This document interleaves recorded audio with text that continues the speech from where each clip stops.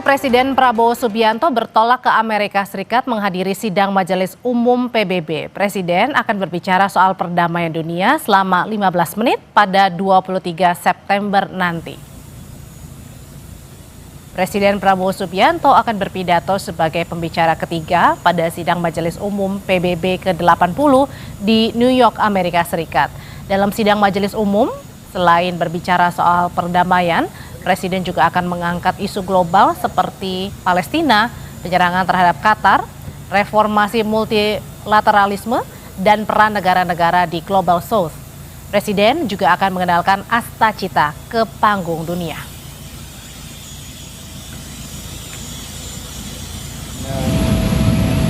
Ke New York dalam rangka menghadiri sidang umum Perserikatan Bangsa-Bangsa yang ke-80, menghadiri beberapa agenda, utamanya nanti ada agenda tentang two-state solution pada tanggal 22 September, yang kemudian akan dilanjutkan dengan acara pembukaan dan debat pada sidang umum tanggal 23 September. Beliau mendapatkan urutan berbicara yang ketiga setelah Brazil dan Amerika Serikat. Presiden Prabowo Subianto bertolak ke Amerika Serikat dan akan berpidato di Majelis Umum PBB. Lalu peran apa yang bisa dimainkan Indonesia dalam hal ini Presiden Prabowo Subianto di PBB? Kita akan membahasnya bersama pakar hubungan internasional UNPAD, Teguh Reza Syah. Selamat sore, Pak Teguh. Selamat sore, salam dari UNPAD di Bandung. Iya, Pak, sebenarnya apa sih yang bisa ditekankan oleh Presiden Prabowo? Ini kan pidato perdananya Pak Presiden ya di PBB. Kira-kira apa yang ditekankan oleh Presiden Prabowo Subianto 15 menit di sidang PBB? Kita punya pepatah, sekali merengkuh dayung, 2-3 pulau terlampau. Ini lebih dari dayung-dayung ini. Ini merupakan panggung emas bagi sejarah negara Republik Indonesia. Ini merupakan kado diplomatik bagi RI di usia 80 tahun.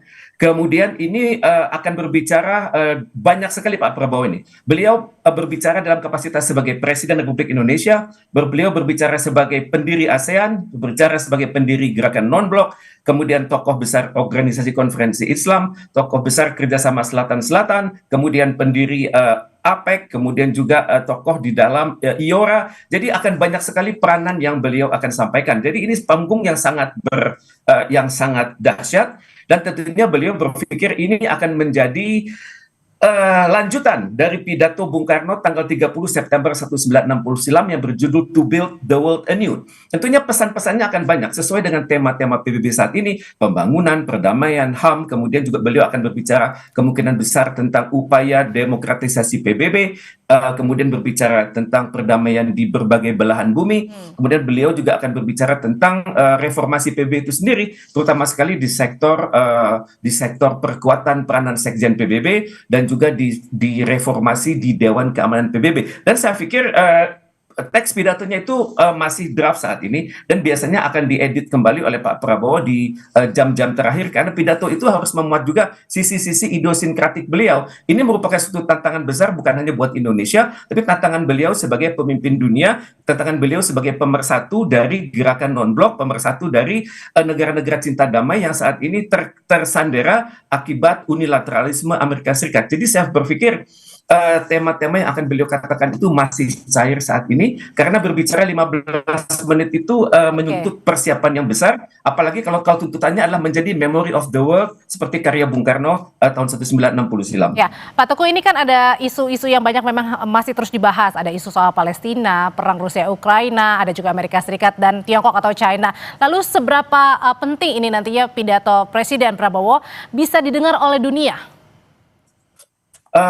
Memang ini adalah momen yang sangat baik ya, di mana fokus dunia akan berada di minggu ketiga bulan September ini ya. Dan tentunya dunia akan berpikir apa yang akan disampaikan oleh Pak Prabowo. Tentunya beliau akan berbicara sangat luas. Beliau berbicara soal isu-isu geopolitik, geoekonomik, geososial budaya, terutama sekali tentang krisis-krisis yang terjadi saat ini di Eropa Timur yang belum selesai, di Timur Tengah, kemudian juga krisis-krisis yang diduga akan mulai berkembang sejak kasus Nepal kemarin. Dan tampaknya beliau akan mencoba memberikan breakthrough. Karena bagaimanapun dunia ini sudah lelah sekali saat ini, karena tidak pernah selesai urusan Palestina tersebut. Dan untuk itu saya berpikir beliau akan bukan hanya datang dengan ide reformasi PBB, tapi juga akan berbicara tentang bagaimana melakukan reformasi tersebut. Dan tentunya pidato itu harus dirahasiakan, tidak boleh dilihat oleh dunia, dan ada elemen of surprise nanti akan muncul pada saat beliau menyampaikan pidato tersebut. Dan ini saya pikir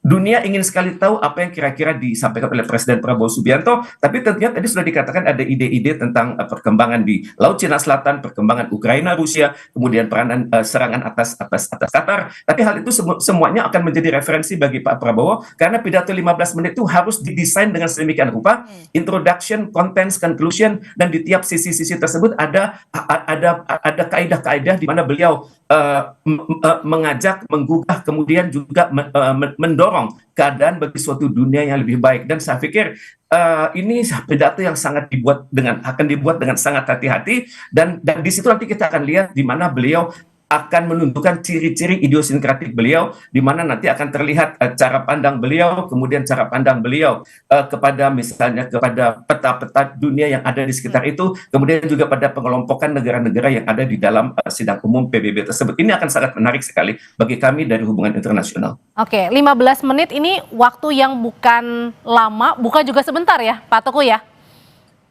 Tepat sekali, 15 menit ini tentunya ada target kan, bukan hanya sekedar pidato, tapi tentunya beliau memiliki target bahwa pidato ini akan menjadi kenangan dunia, merupakan kelanjutan dari pidato Bung Karno tanggal 30 September tahun 60 silam yang berjudul To Build the World Anew. Pada saat itu Bung Karno sudah mengkritisi misalnya PBB yang tidak demokratis. Bung Karno juga sudah mengkritisi misalnya penggunaan nuklir secara semena-mena. Bung Karno sudah mengkritisi di mana kerjasama selatan-selatan saat itu belum optimal karena terjadinya kesenjangan ekonomi. Kemungkinan besar ini kali Presiden Prabowo akan menjawab harapan dari Bung Karno tahun 60 silam, dan saya berharap formula yang beliau katakan ini akan tepat guna. Beliau akan berbicara juga tentang plan of action, apa yang hendak dilakukan di negara-negara di dunia ini untuk menyegerakan perdamaian di dunia, untuk menyegerakan tercapainya tujuan-tujuan dari Sustainable Development Goals, dan juga tujuan-tujuan untuk menciptakan suatu dunia yang lebih adil, lebih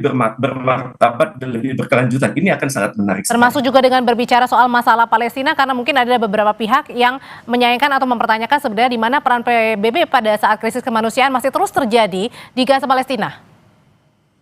Tepat sekali, karena beliau baru-baru ini secara khusus berdialog dengan tokoh-tokoh di Timur Tengah soal ini. Tentunya beliau memiliki informasi-informasi yang tidak diketahui oleh dunia, dan tentunya beliau sudah mengetahui harapan-harapan dari negara Timur Tengah tersebut, bagaimana menghadapi Israel, bagaimana menghadapi Amerika Serikat, dan juga mencegah terjadinya konflik-konflik akibat penyelesaian yang tidak diselesaikan, tapi juga akibat keras kepalanya Israel yang mencoba melakukan serangan preemptive strike terhadap pihak-pihak yang diduga bersimpati kepada negara Palestina. Kalau hal ini tidak ditentang dengan keras oleh Pak Prabowo, maka mungkin besar serangan Israel ini bisa saja berwujud kepada serangan di luar kawasan Timur Tengah, dan juga ditujukan kepada berbagai operasi-operasi intelijen Mossad yang tertuju kepada wilayah-wilayah tertentu di dunia yang konon sedang didatangi oleh tokoh-tokoh dari Hamas tersebut. Ya, Pak Teguh, ini kan Majelis Umum PBB diselenggarakan di New York, Amerika Serikat. Nah, kemungkinan besar juga pasti Presiden Trump juga akan hadir ke sana. Nah, tapi sebelumnya yang kita tahu juga di bulan Agustus kemarin, Pak Prabowo juga sempat mengunjungi Tiongkok, kemudian berkumpul dengan Presiden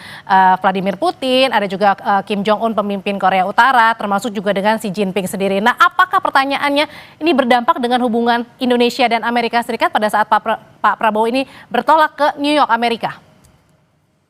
Ini unik ya, Pak Prabowo datang ke New York dengan amunisi diplomatik yang luar biasa, yang tidak dimiliki oleh Presiden Donald Trump, juga tidak dimiliki oleh tokoh-tokoh dunia yang lain. Dan tentunya dunia ingin sekali mengetahui apa arti dari kunjungan beliau ke Beijing minggu lalu. Misalnya bagaimana tentang posisi berdiri, di mana beliau berdiri persis di samping Vladimir Putin, dan di tengahnya, di sebelah sisi beliau itu ada Xi Jinping dan juga Kim Jong-un. Tentunya dunia akan berpikir, Dunia berpikir apakah Indonesia akan bergerak ke kiri meninggalkan kubu barat, dan tentunya hal ini menuntut kepiawaian diplomasi Indonesia dan terutama sekali ketokohan Presiden Prabowo Subianto untuk meyakinkan dunia bahwa Indonesia tetap berada pada posisi tengah, posisi bebas aktif yang sudah merupakan merek dagang daripada kebijakan luar negeri Indonesia sejak awal pendirian negara ini.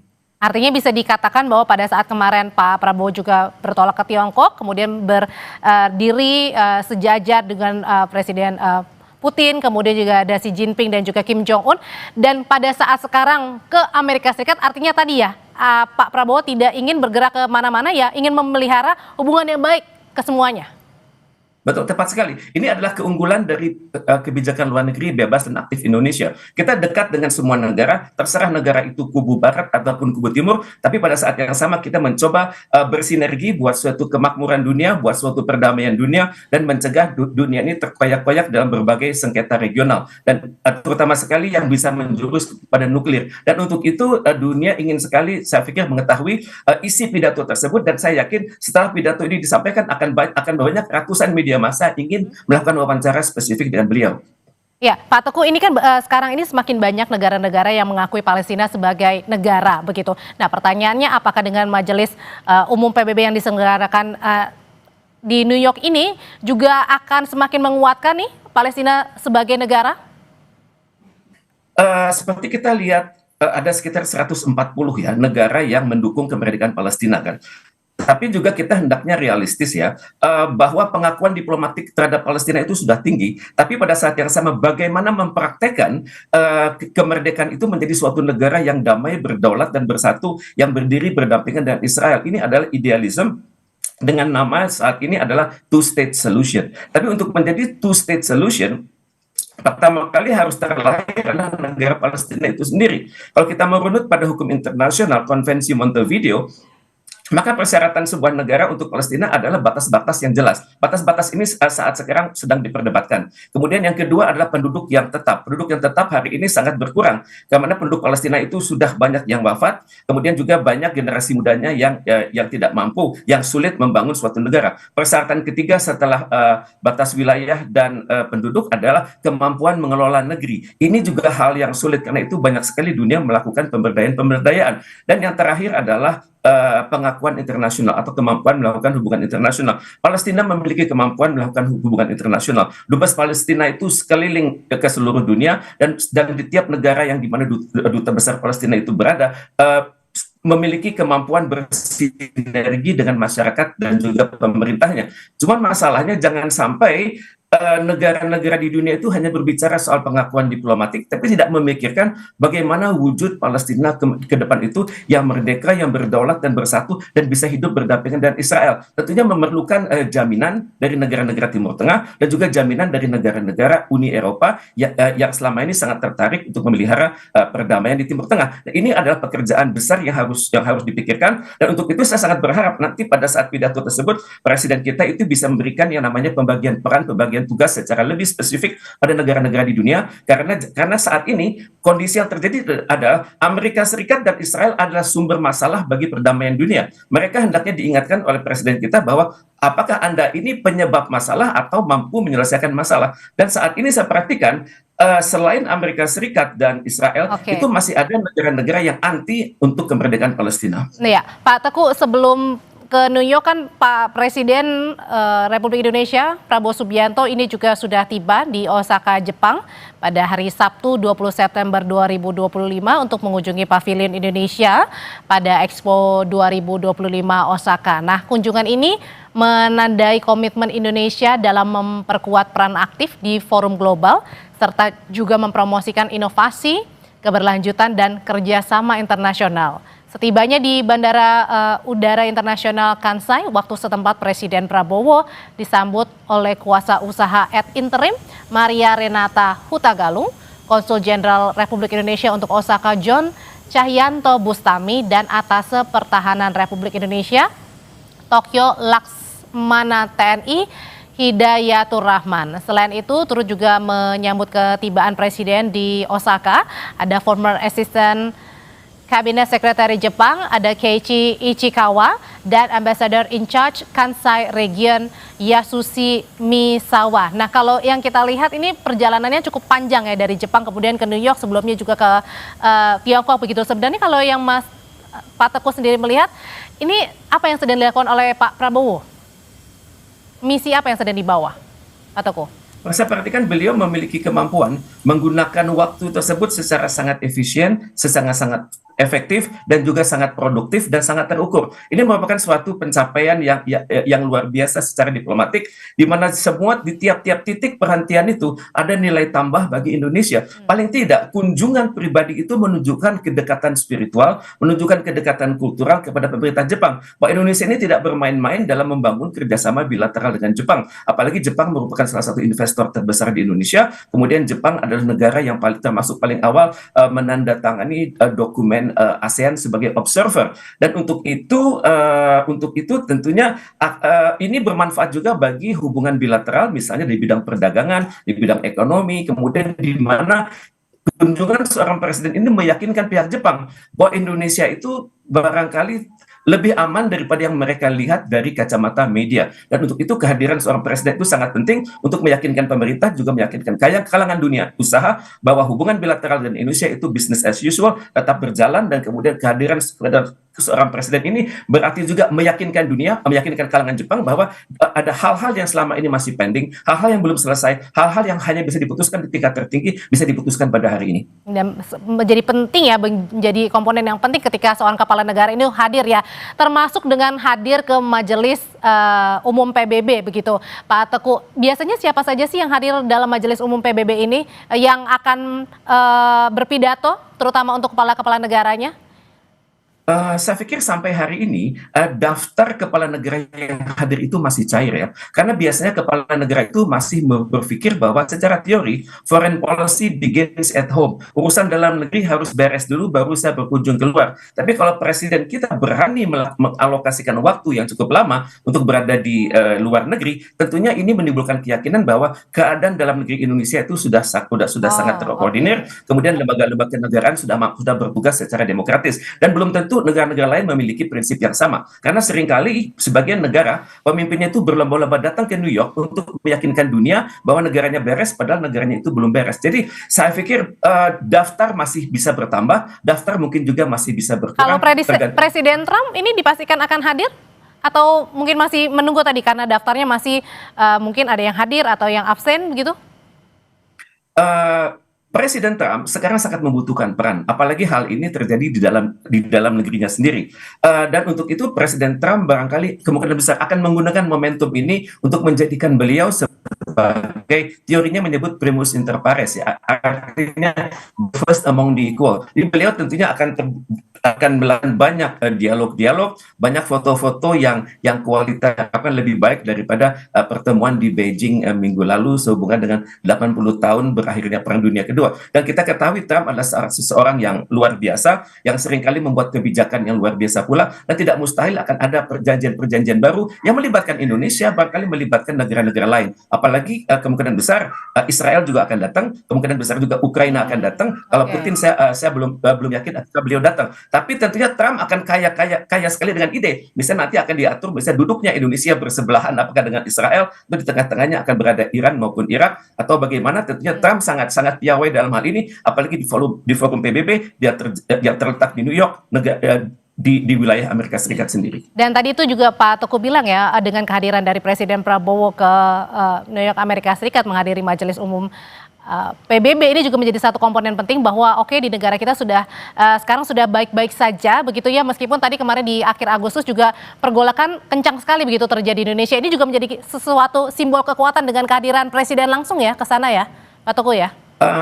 Tepat sekali. Memang simbol dari kebijakan luar negeri adalah dalam negeri beres, kemudian baru presiden bisa melakukan aktualisasi terhadap hubungan internasional. Dan kita lihat dari body language seorang presiden itu kepercayaan diri sangat tinggi. Kemudian juga kita lihat kalau kita lihat dari tajuk-tajuk berita di nasional Indonesia, maka kata-kata kunci yang menjurus kepada instabilitas itu sudah sangat berkurang, dan ini menunjukkan kemampuan Indonesia untuk melakukan stabilisasi di dalam negerinya secara bersamaan dengan melakukan berbagai kebijakan untuk pembangunan nasionalnya. Terima kasih Pak Teguh Reza Shah untuk ulasannya. Presiden Prabowo Subianto menghadiri dan juga memberikan pidato selama 15 menit